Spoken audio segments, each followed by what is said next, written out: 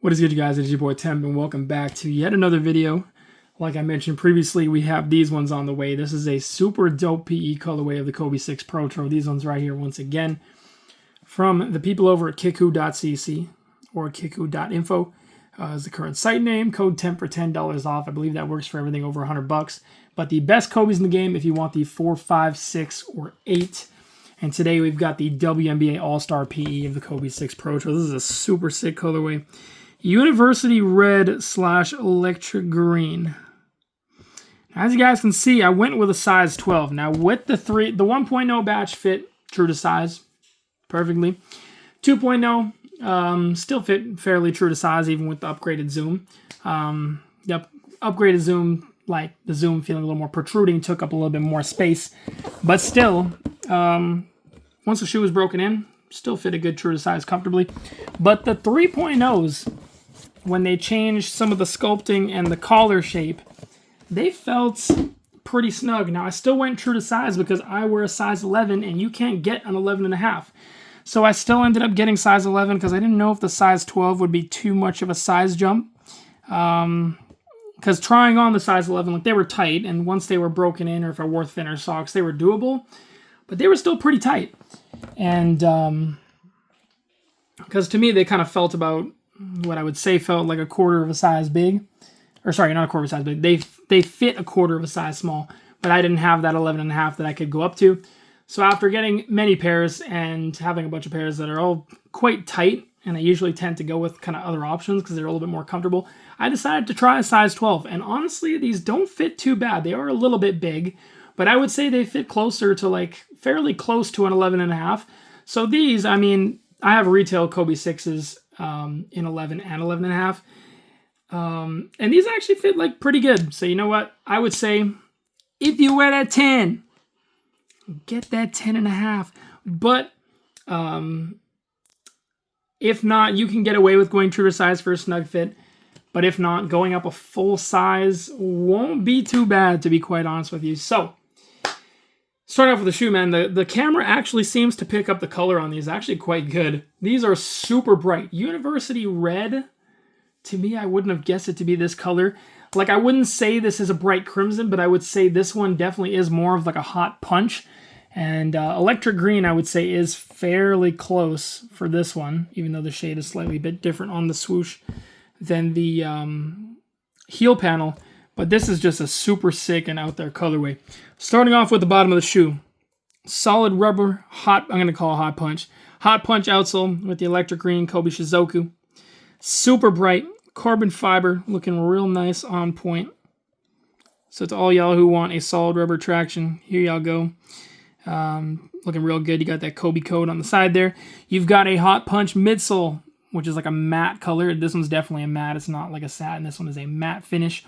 Says Nike Zoom on the heel, but of course these do have the Protro setup. So you've got top-loaded Zoom Turbo underneath the forefoot of the shoe and Cushlon in the heel.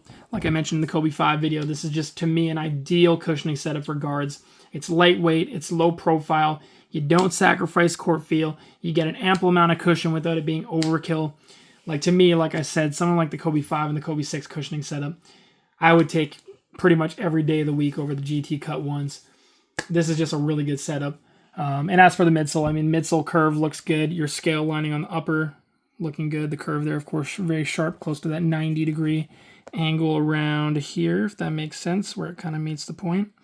And the medial side, of course, looking good as well. As for your upper, you've got that what I would say is an engineered, I believe it was engineered mesh upper with the polyurethane scales. Like I mentioned before, certain colorways of the shoe, depending on the finish of the scales, will have a different stiffness to the upper. These ones, I would say, are fairly average.